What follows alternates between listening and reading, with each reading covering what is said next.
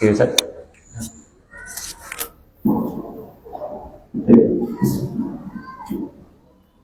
Assalamualaikum warahmatullahi wabarakatuh. Bismillah, alhamdulillah, wassalatu wassalamu ala rasulillah wa ala alihi wa sahbihi wa man wala amma ba'd. Qala Allah ta'ala wa ana hadhihi siratal mustaqimah fattabi'u wa la tattabi'us subula fatafarraqa bikum an sabilihi dzalikum wasaqakum bihi la'allakum tattaqun. Qala Rasulullah sallallahu alaihi wasallam ستفترق هذه الأمة على 73 فرقة كلها في النار إلا واحدة قيل يا رسول الله من هي؟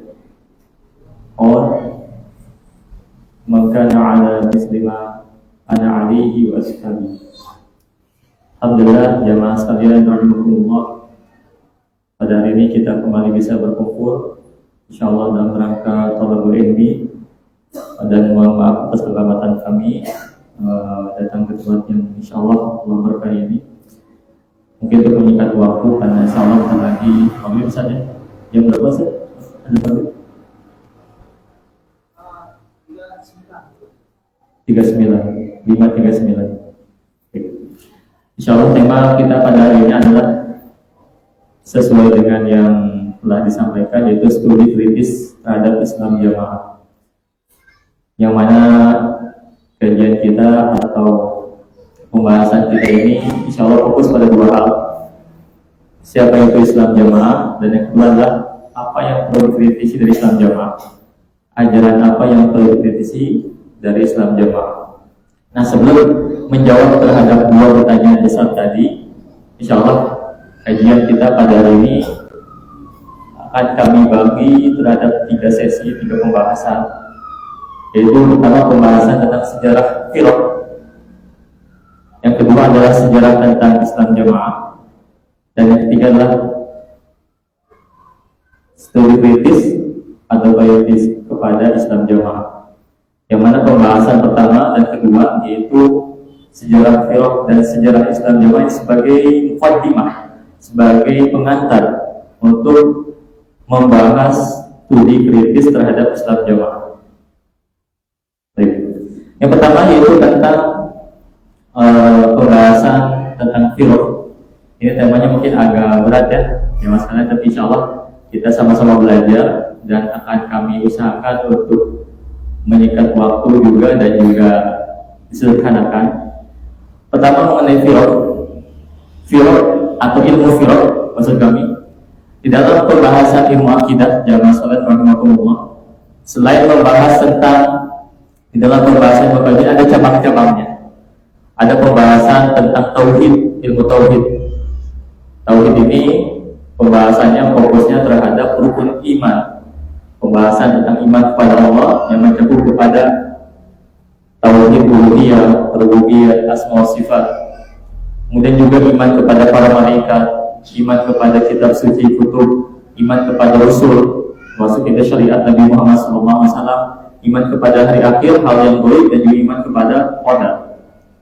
Kemudian di dalam pembahasan akidah juga ada namanya pembahasan tentang cabang yang lain, yaitu masih kaitan dengan akidah, yaitu pembahasan tentang firaq, ilmu atau pembahasan yang mengenai sekte-sekte di dalam agama Islam dan juga sekte-sekte yang menisbatkan dirinya kepada Islam.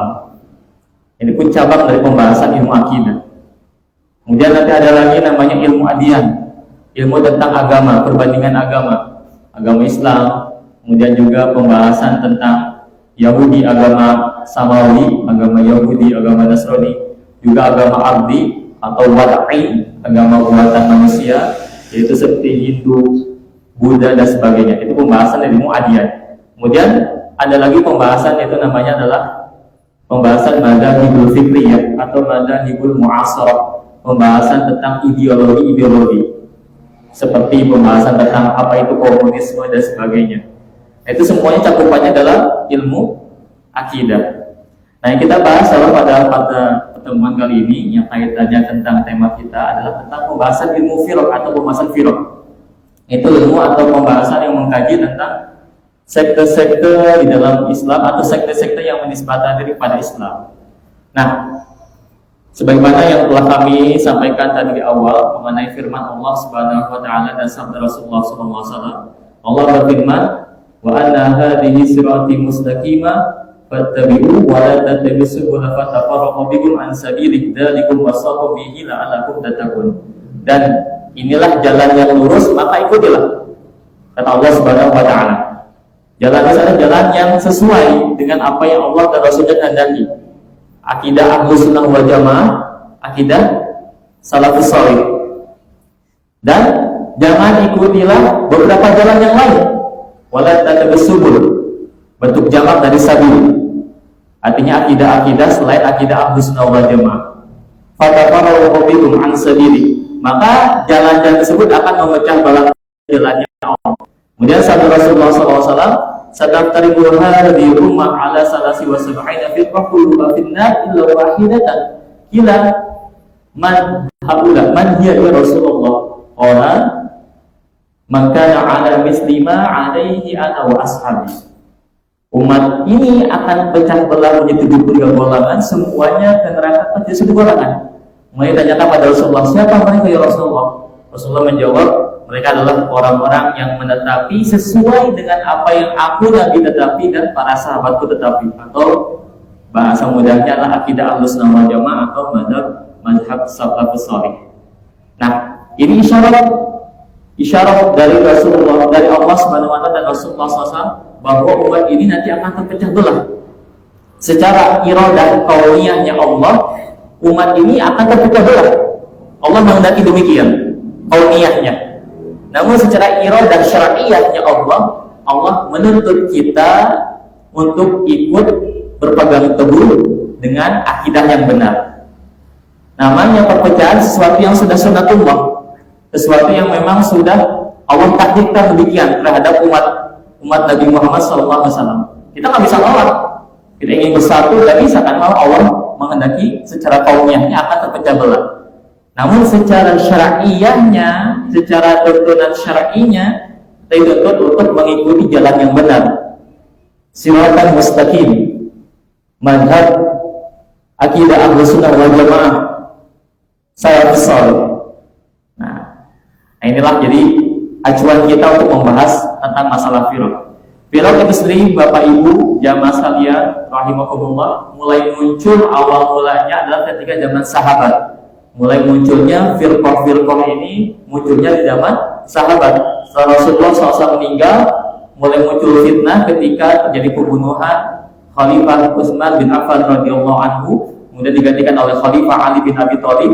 Kemudian saat itu terjadi sengketa antara kubu Muawiyah dan kubu Ali bin Abi Thalib, terjadilah tahkim. Tahkim yaitu keputusan hukum di antara kedua belah pihak mencari solusi. Nah, dari kejadian tahkim inilah mulai muncul namanya firqah Khawarij, yang mana mereka menolak tahkimnya Khalifah Ali bin Abi Thalib dan Muawiyah, sehingga mereka mengkafirkan terhadap Khalifah Ali dan Muawiyah. Inilah mulai pertama kali munculnya firqah di dalam agama Islam, Khawarij. Kemudian setelah itu, singkat cerita, dari kubu Ali didukung oleh orang-orang yang fanatik terhadap Ali bin Abi Thalib, sehingga muncullah firqah kedua yaitu Syiah. Nah, inilah firqah kedua yang muncul setelah Khawarij.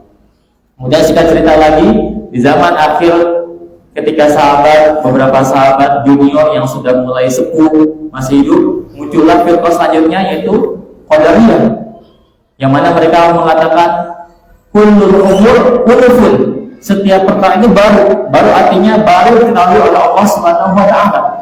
Allah sebelumnya nggak tahu apa-apa, tapi ketika kejadiannya terjadi, maka itulah Allah mengetahui.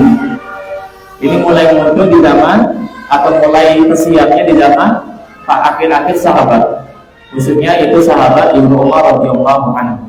Kemudian zaman tabi'in, zaman Hasan al-Basri, terdapat murid namanya Wasil bin Atha. Beliau Hasan al-Basri mengajarkan suatu hal, kemudian diselisih oleh muridnya yaitu Wasil bin Atha. Akhirnya ia punya majlis sendiri di pinggiran, disebutnya I'tazala, menyelisihi dari gurunya Hasan al-Basri, Yang akhirnya Wasil bin Atha ini menyampaikan akidah-akidahnya, mulailah muncul Mu'tazilah. Kemudian selanjutnya singkat cerita ada Abu Hasan Asy'ari menjadi muassis atau pendiri dari Asy'ariyah. Kemudian selanjutnya ada Abu Mansur Al-Maturidi menjadi muassis pendirinya Maturidiyah. Dan seterusnya, firqah-firqah mulai muncul sesuai dengan apa yang Allah isyaratkan dan disabdakan oleh Rasulullah Sallallahu Alaihi Wasallam. Nah, pertanyaannya, apa pentingnya kita mengkaji firqah ini? Padahal kan itu kita mengkaji ilmu tentang pembahasan yang sudah lampau. Apa faedahnya kita mengkaji itu di zaman sekarang? Jawabannya adalah pentingnya mengkaji tentang masalah firqah atau firqah-firqah tersebut untuk mengetahui penyimpangan-penyimpangan akidah mereka. Dan kita mengetahui mana akidah yang benar. Kenapa? Karena kita yang hidup zaman sekarang yang rahimahumullah, melihat di depan kita terdapat afiliasi ini, kita bisa menilainya apakah menganut akidah yang benar, Ahlus Sunnah wal Jamaah, mazhab salafus shalih, ataukah menyimpang dari hal tersebut. Kita juga zaman sekarang ada afiliasi ini. Nah, dengan kita mengetahui tentang ilmu firqah, kita mengetahui, oh, afiliasi ini ternyata benar sesuai akidahnya Ahlus Sunnah wal Jamaah. Oh, afiliasi ini salah, mengadopsi akidahnya Khawarij, Syiah dan sebagainya. Nah, inilah pentingnya kita mengkaji ilmu firqah. Nah, akhirnya kita hidup zaman sekarang di abad ke-21, di kurun ke-14 Hijriah, kita melihat fenomena-fenomena sekarang, berbagai afiliasi dan ajaran-ajaran, juga berbagai negara kita lihat sisa-sisa dari ajaran firqah. Seperti sekarang misalkan ada Iran yang mengadopsi ajaran Syiah, Imamiyah khususnya, dan juga di Oman mengadopsi ajaran salah satu firqah dari Khawarij, yaitu Ibadiyah. Nah, inilah pentingnya kita mengkaji tentang ilmu firqah. Nah, ini sebagai mukadimah pengantar bahwa pentingnya kita mengkaji tentang firqah. Nah, inilah yang menyebabkan kenapa pentingnya kita mempelajari itu, karena zaman sekarang ternyata ada afiliasi yang ternyata masih mengadopsi dengan sadar atau tanpa sadar, mengadopsi nilai-nilai akidah-akidah terhadap firqah-firqah yang menyimpang tersebut. Nah, salah satu di antaranya adalah yang akan kita kaji tentang Islam Jamaah. Islam Jamaah ini apakah memang mengadopsi dari ajaran-ajaran akidah-akidah dari firqah yang menyimpang tadi atau tidak? Nanti kita akan bahas. Saya bisa paham ya tentang pembahasan tentang ilmu firqah. Nah, kemudian pembahasan kedua yaitu tentang sejarah dari Islam Jamaah. Sebelum kita masuk ke studi kritis terhadap Islam Jamaah, kita membahas dulu tentang sejarah Islam Jamaah. Islam Jamaah adalah sebuah ajaran yang didirikan oleh seorang yang bernama Nur Hasan Al-Ubaidah. Nur Hasan Al-Ubaidah ini lahir di Jawa Timur, tepatnya kalau dia saat di kota Purwosari pada tahun 1908 Masehi, 1908 Masehi.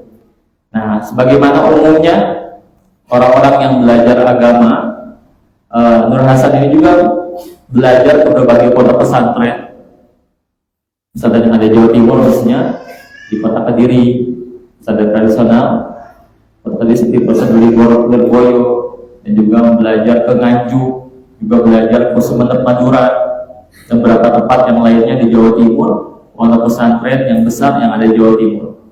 Nah, ia mempelajari, karena memang pondok pesantren tradisional yang memang secara ajarannya untuk masalah akidah adalah akidah Asy'ari, mempelajari kitab Aqidatul Awwal, kemudian Kifayatul Akhyar dalam masalah akidah, dia mempelajari tentang Jawharut Tauhid dengan syarahnya kitab Ittihaful Murid karya Al-Bajuri, kemudian juga mempelajari kitab Akidah Sanusiyah, Subro, Kubro, Akidah Nasafiyah. Inilah biasanya kitab-kitab yang dipelajari di pondok pesantren di tradisionalis atau tradisional yang mengadopsi ajaran Asy'ari atau Asy'ariyah. Begitu pula dalam fikihnya. Fikihnya mengacu kepada, berintisab kepada fikih Syafi'iyah. Mengkaji kitab dari Mu'asafina, kemudian Qawaid al-Taqrib, kemudian mengkaji nanti Manhajul Lab, kemudian mengkaji Minhajul Talibin, Kazrobibin, Fathul Wahab. Umumnya sebagaimana pada pesantren tradisional. Sehingga bisa kita kesimpulkan, jamaah sekalian, Nur Hasan Al-Ubaidah ini saat belajar atau latar belakangnya adalah fikrah atau pemikirannya adalah secara akidahnya adalah Asy'ari awal mulai itu, dan secara fikihnya adalah Syafi'i. Ini pendiri dari Islam Jamaah. Jadi secara akidahnya adalah Asy'ari, secara fikihnya adalah Syafi'i. Singkat cerita, Nur Hasan ini akhirnya memutuskan untuk belajar ke kota Mekah Al-Mukarramah pada tahun kurang lebih 1132 Masehi, kurang lebih 1930-an.